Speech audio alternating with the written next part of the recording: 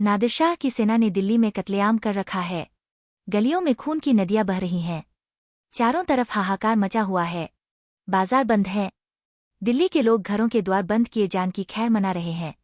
किसी की जान सलामत नहीं है। कहीं घरों में आग लगी हुई है, कहीं बाजार लुट रहा है। कोई किसी की फरियाद नहीं सुनता। रईसों की बेगमें महलों से निकाली जा रही हैं और उनकी बेहुरमती की जाती है। ईरानी सिपाहियों की रक्तपिपासा किसी तरह नहीं बुझती। मानव हृदय की क्रूरता, कठोरता और पैशाचिकता अपना विकरालतम रूप धारण किए हुए हैं। इसी समय नादिरशाह ने बादशाही महल में प्रवेश किया। दिल्ली उन दिनों भोगविलास की केंद्र बनी हुई थी। सजावट और तकल्लुफ के सामानों से रईसों के भवन भरे रहते थे। स्त्रियों को बनाव सिंगार के सिवा कोई काम न था। पुरुषों को सुखभोग के सिवा और कोई चिंता न थी। राजनीति का स्थान शेरो शायरी ने ले लिया था। समस्त प्रांतों से धन खिंच खिंच कर दिल्ली आता था और पानी की भांति बहाया जाता था। वेश्याओं की चांदी थी।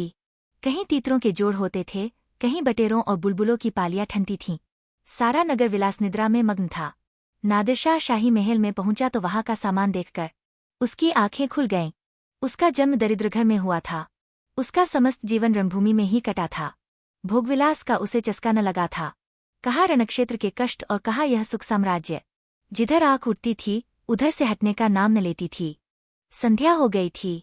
नादिरशाह अपने सरदारों के साथ महल की सैर करता और अपनी पसंद की चीजों को बटोरता हुआ दीवाने खास में आकर कारचुबी मसंद पर बैठ गया। सरदारों को वहां से चले जाने का हुक्म दे दिया। अपने सब हथियार खोलकर रख दिए और महल में दरोगा को बुलाकर हुक्म दिया, ऐ शाही बेगमों का नाच देखना चाहता हूँ। तुम इसी वक्त उनको सुंदर वस्त्रभूषणों से सजाकर मेरे सामने लाओ। खबरदार, जरा भी देर न हो। मैं कोई उज्र या इनकार नहीं सुन सकता। छो दारोगा ने यह नादिरशाही हुक्म सुना तो होश उड़ गए। वह महिलाएं जिन पर कभी सूर्य की दृष्टि भी नहीं पड़ी कैसे इस मजलिस में आएंगी। नाचने का तो कहना ही क्या। शाही बेगमों का इतना अपमान कभी न हुआ था। हाँ नरपिशाच, दिल्ली को खून से रंगकर भी तेरा चित्त शांत नहीं हुआ। मगर नादिरशाह के सम्मुख एक शब्द भी जबान से निकालना अग्नि के मुख में कूदना था। सिर झुकाकर आदाब बजा लाया और आकर रनिवास में सब बेगमों को नादिरशाही हुक्म सुना दिया। उसके साथ ही यह इत्तला भी दे दी कि जरा भी तामुन न हो, नादिरशाह कोई उज्र या हीला न सुनेगा। शाही खानदान पर इतनी बड़ी विपत्ति कभी नहीं पड़ी, पर इस समय विजय बादशाह की आज्ञा को शिरोधार्य करने के सिवा प्राणरक्षा का अन्य कोई उपाय नहीं था। बेगमों ने यह आज्ञा सुनी तो हतबुद्धि सी हो गईं। सारे रनिवास में मातमसा छा गया। वह चहल पहल गायब हो गई। सैकड़ों हृदयों से इस अत्याचारी के प्रति एक शाप निकल गया। किसी ने आकाश की ओर सहायतायाचक लोचनों से देखा, किसी ने खुदा और रसूल को सुमिरन किया, पर ऐसी एक महिला भी न थी जिसकी निगाह कटार या तलवार की तरफ गई हो। यद्यपि इनमें कितनी ही बेगमों के नसों में राजपूतानियों का रक्त प्रवाहित हो रहा था, पर इंद्रियलिप्सा ने जौहर की पुरानी आग ठंडी कर दी थी। सुखभोग की लालसा आत्मसम्मान का सर्वनाश कर देती है। आपस में सलाह करके मर्यादा की रक्षा का कोई उपाय सोचने की मुहलत न थी। एक एक पल भाग्य का निर्णय कर रहा था। हताश होकर सभी ललनाओं ने पापी के सम्मुख जाने का निश्चय किया। आंखों से आंसू जारी थे, दिलों से आहें निकल रही थीं, पर रत्नचित आभूषण पहने जा रहे थे। अश्रुसिंचित नेत्रों में सुरमा लगाया जा रहा था और शोकव्यथित हृदयों पर सुगंध का लेप किया जा रहा था। कोई केश गूंथती थी, कोई मांगों में मोतियां पिरोती थी। एक भी ऐसे पक्के इरादे की स्त्री न थी जो ईश्वर पर अथवा अपनी टेक पर इस आज्ञा का उल्लंघन करने का साहस कर सके।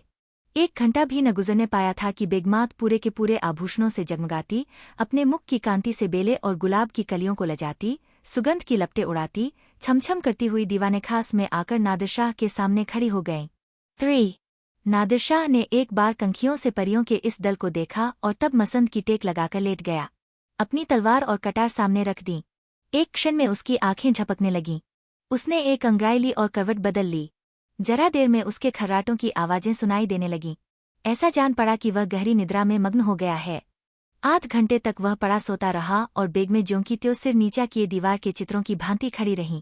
उनमें दो एक महिलाएं जो हीठ थीं, घूंघट की ओट से नादिरशाह को देख भी रही थीं और आपस में दबी जबान में कानाफूसी कर रही थीं। कैसा भयंकर स्वरूप है, कितनी रणोन्मत्त आंखें हैं, कितना भारी शरीर है, आदमी काहे को है, देव है।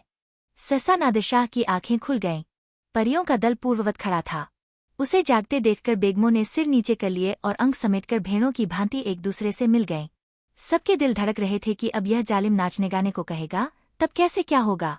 खुदा इस जालिम से समझे। मगर नाचा तो न जाएगा, चाहे जान ही क्यों न जाए। इससे ज्यादा जिल्लत अब न सही जाएगी।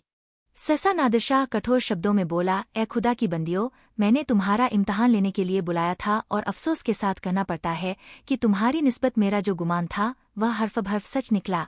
जब किसी कौम की औरतों में थैरत नहीं रहती तो वह कौम मुर्दा हो जाती है। देखना चाहता था कि तुम लोगों में अभी कुछ थैरत बाकी है या नहीं, इसलिए मैंने तुम्हें यहाँ बुलाया था। मैं तुम्हारी बेहुरमती नहीं करना चाहता था। मैं इतना ऐश का बंदा नहीं हूँ, वरना आज भेड़ों के गले चराता होता। न इतना हवसपरस्त हूँ, वरना आज फारस में सरोद और सितार की ताने सुनता होता, जिसका मजा मैं हिंदुस्तानी गाने से कहीं ज्यादा उठा सकता हूँ। मुझे सिर्फ तुम्हारा इम्तहान लेना था। मुझे यह देखकर सच्चा मलाल हो रहा है कि तुम्हें थैरत का जौहर बाकी न रहा। क्या यह मुमकिन न था कि तुम मेरे हुक्म को पैरों तले कुचल देती? जब तुम यहाँ आ गईं तो मैंने तुम्हें एक और मौका दिया। मैंने नींद का बहाना किया। क्या यह मुमकिन न था कि तुममें से कोई खुदा की बंदी इस कटार को उठाकर मेरे जिगर में चुभा देती? मैं कलाम पाक की कसम खाकर कहता हूँ कि तुम में से किसी को कटार पर हाथ रखते देखकर मुझे बेहद खुशी होती। मैं उन नाजुक हाथों के सामने गर्दन झुका देता।